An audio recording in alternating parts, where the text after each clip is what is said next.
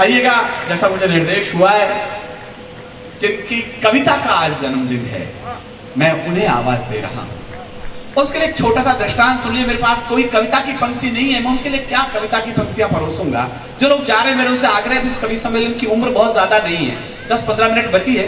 मुझे अब ऐसा लगेगा आपने पूरी कथा में भाग लिया, पूरी प्रार्थना सुन ली, लेकिन जब प्रसाद वितरण का समय आया तो कुछ लोगों के भाग्य में प्रसाद लेना नहीं था।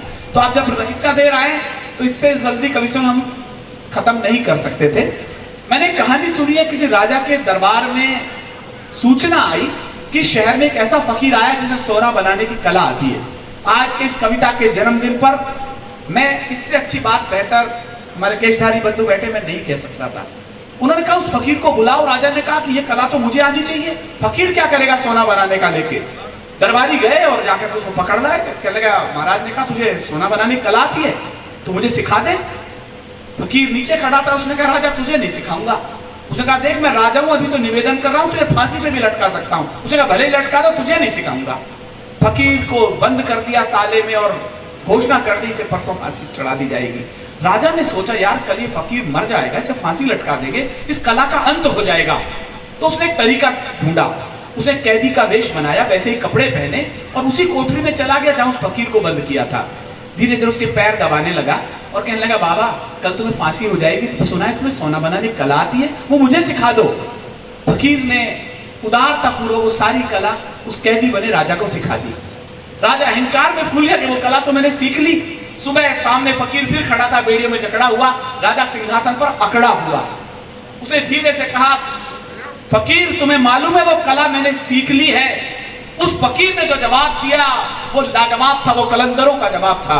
फकीर ने कहा राजा जानता हूं वो कला तेने रात मुझसे ही कोठरी में आकर सीखी है, पर याद रखना आदेश देके नहीं सीखी है, रात भर पैर दबाए ना तब जाके मैंने वो कला तुझे सिखाई।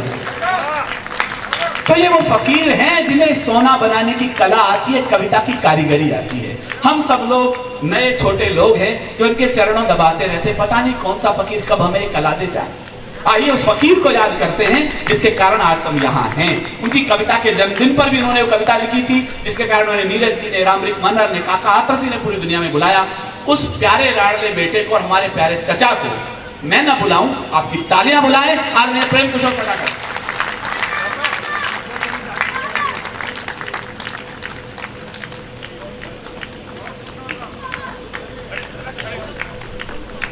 सचमुच आज विश्व में ये पहला दिवस मनाया जा रहा है। मैं गारंटी के साथ कह सकता हूँ कि लोग अपना जन्मदिन तो मना सकते हैं, लेकिन कविता का जन्मदिन शायद किसी कवि ने आज तक नहीं मनाया।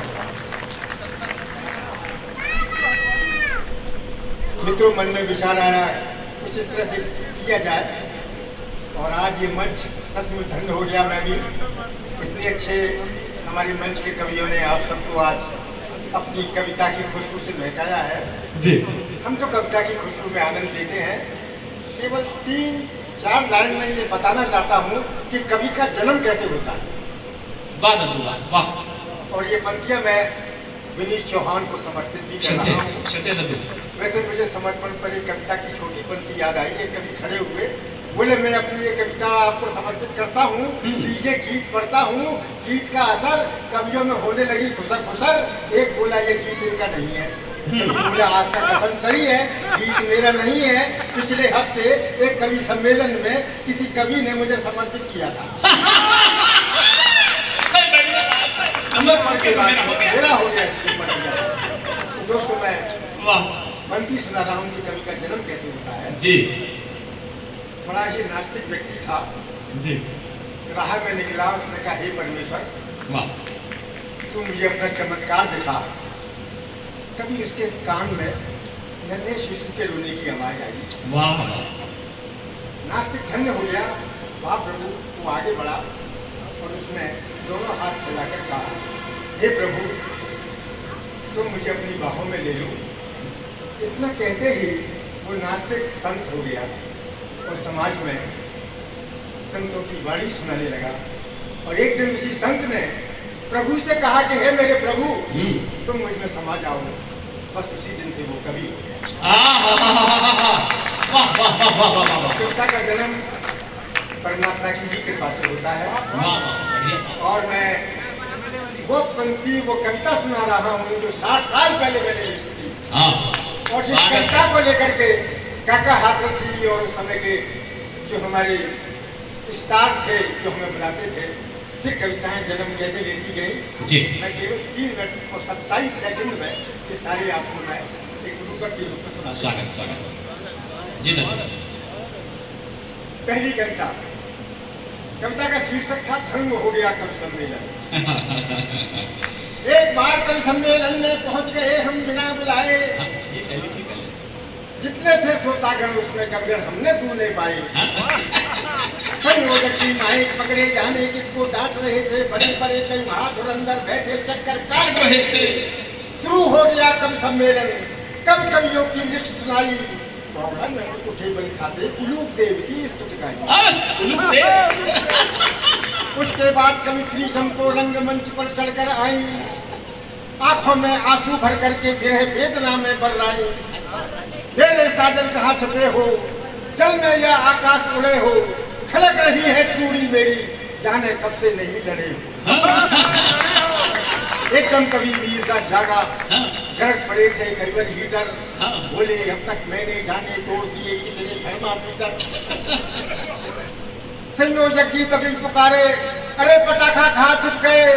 संयोजक जी तभी पुकारे, तभी मंच पर हुआ धमाका, एकदम गिरी मंच से नीचे, पाया टूटा तभी खाट का।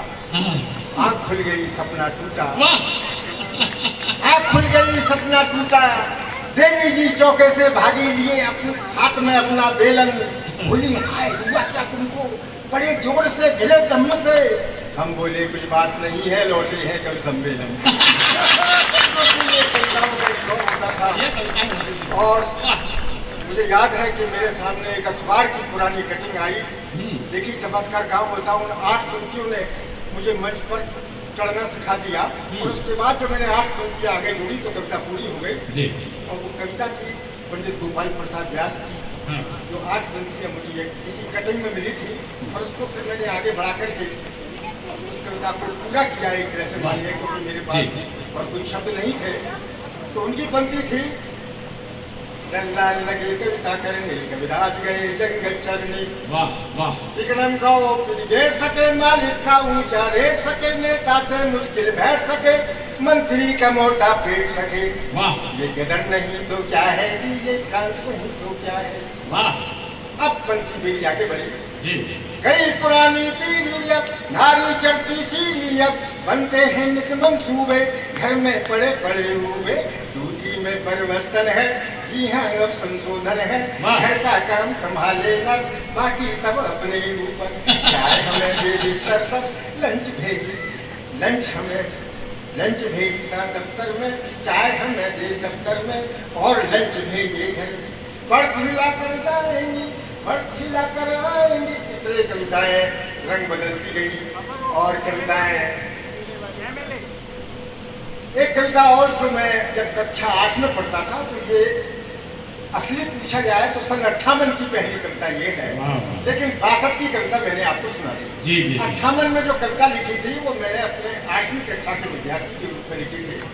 मैं जन्मजात से एमएलए, अब तक कहीं से खड़ा हुआ, एमएलए में ही पला हुआ, एमएलए में ही बड़ा हुआ। किसी क्षेत्र से सीट न पाई और न हुआ इलेक्शन मेरा, भाग्य चक्र का चक्कर देखो फिर भी हुआ सिलेक्शन मेरा। ऑफिसर सब हाथ मिलाते, जगह कदा को चाय पिलाते, अच्छे अच्छे नेता लीडर बात नहीं मुझसे कर पाते। फूंक मारकर हवा उड़ा दूं, एमएलए का रौब दिखा दूं, जहां बिगड़ती बात किसी की, खड़े खड़े ही बात बना दूं। मेरे घर से चुंगी वाले मेरे दरवाजे नहीं आते, हफ्तों कूड़ा रहे इकट्ठा फिर भी नहीं उसे उठवाते। कूड़े पर कुत्तों की कुश्ती देख देख कर हम हंसाते, छत पर होकर खड़े बाद में हम अपना जजमेंट सुनाते। इसी खुशी में दंगल मंगल के दिन एक दंगल का था आयोजन, विवश कर दिया हमको, इतना करवाया हमसे उद्घाटन। जब पढ़ता था दर्जा 6 में, सभी गुरुजी अपने चेले, एक तरफ था पूरा कॉलेज, एक तरफ हम खड़े अकेले। पुस्तक पर लिखता है मेरे पुस्तक के भीतर MLA, घर के बाहर भी MLA, घर के भीतर भी MLA।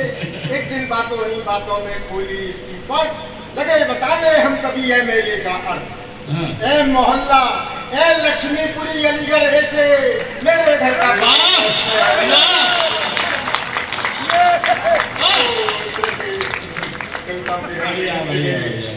चलते गए, कविताएं निकलती गई। टाइम पूरा हो गया हो, मैं नमस्ते चाहता हूँ क्योंकि आज का ये रंग जो है इन बच्चों के साथ जी।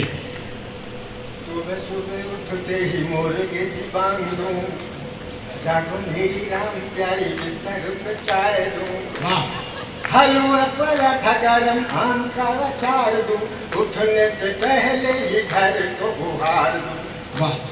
माता यही बंद नहीं, अब तक बंद नहीं, बंदा करे गुलामी। वो मेरी सुन ले, वो मेरी सुन ले अंतर्यामी, वो मेरी सुन ले, वो मेरी सुन ले अंतर्यामी। रोज रोज करती है नए नए फैशन, कीर्तन की कहूँ चले उभार कर तन, आधुनिक सभ्यता पर देती बड़ा भाषण। मैं तो हूँ वचन एक और वे बहुवचन, थर थर कांपतन करता हूँ मैं नमन, खोपड़ी बजाए टन टन टन बेलन ग्रह स्वामी। तो मेरी सुन ले, मेरी सुन ले एक बार फिर से यहाँ आ जाओ कन्हैया।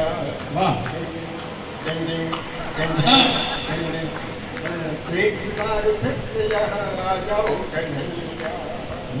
माखन न मिसरी न ग्वाल बाल गैया, बांसुरी की ताल पर गाए छैया छैया। मोबाइल पे राजा बोले कहाँ मोरे सैया, गोपियाँ मॉडर्न भई चमकत भैया।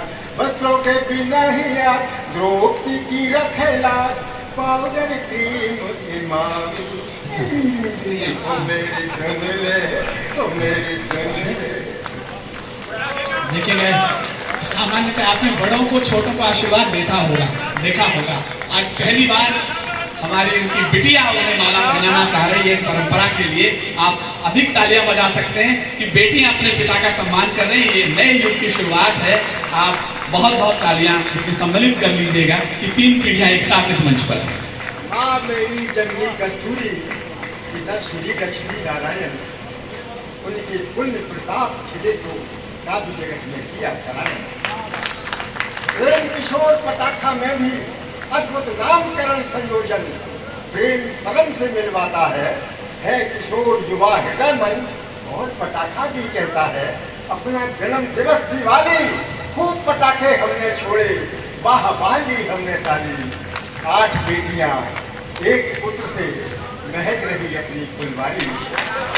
8 बेटियां, देखिए कितना बड़ा प्रभु का चमत्कार है कि 8 बेटियों को पालने के लिए माँ सरस्वती ने मुझे शब्दों का भंडार दे दिया, और उस भंडार का प्रभाव ये हुआ कि सारी बेटियां आनंदित हैं। 8 बेटियां एक पुत्र से महक रही अपनी फुलवारी, शिव का ही आशीष मिला है, शिवाशीष सुख आज्ञा। इस तरह से हम तो महज वक्त के गुलदस्ते हैं, आपको हंसाते हैं इसीलिए हंसते हैं। गीत गाएं गुनगुनाएं, जीत बनकर मुस्कुराएं, तालियां बजने लगी तो मिल गई शुभकामनाएं।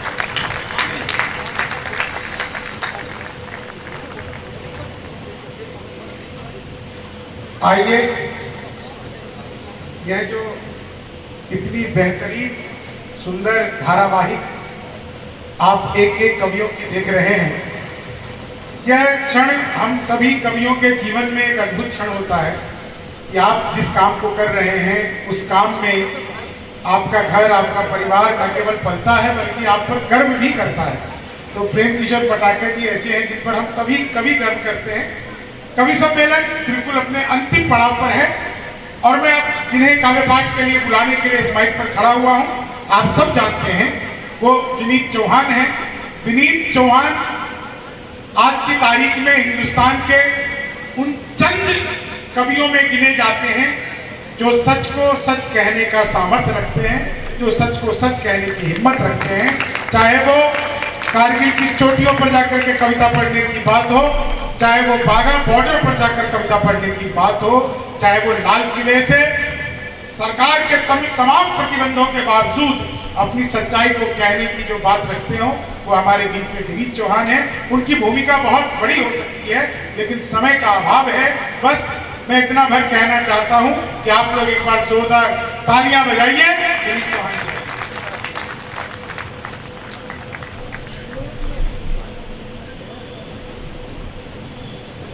मुकुट को सजाने के लिए मैं आप सबकी ओर से भाई विनीत चौहान का अभिनंदन कर रहा हूं, और मैं कह सकता हूं और पहले तो आभार व्यक्त करता हूं आप सबका कि आपने इतने प्रेम से, इतने शोर के साथ नहीं बल्कि किशोर के साथ आपने अपनी तालियों के पटाखे से आज को आनंदित कर दिया। और मैं इनको एक आंची नारियल देकर के ये प्रभु से कामना करता हूं कि इनकी सारी मनोकामनाएं चंद दिनों में पूरी हो जाए। और मैं आभार व्यक्त करता हूँ इस मौसम का भी। हम तो सोच रहे थे पता नहीं कहीं आंधी कुछ ना आ जाए, कुछ ना आ जाए, लेकिन देखिए मुझे याद आ पड़ती है वो पंक्ति, बुजुर्गों की दुआएं जिनके साथ होती हैं, घिर नहीं सकता कभी तूफान में, और यदि घिर जाए तो तूफान भी झुक जाएगा उनकी दुआ की शान। तो मैं फरमा रहा हूँ विनीत चौहान यानी कि पूरा हिंदुस्तान आन बान शान। जोरदार तालियां।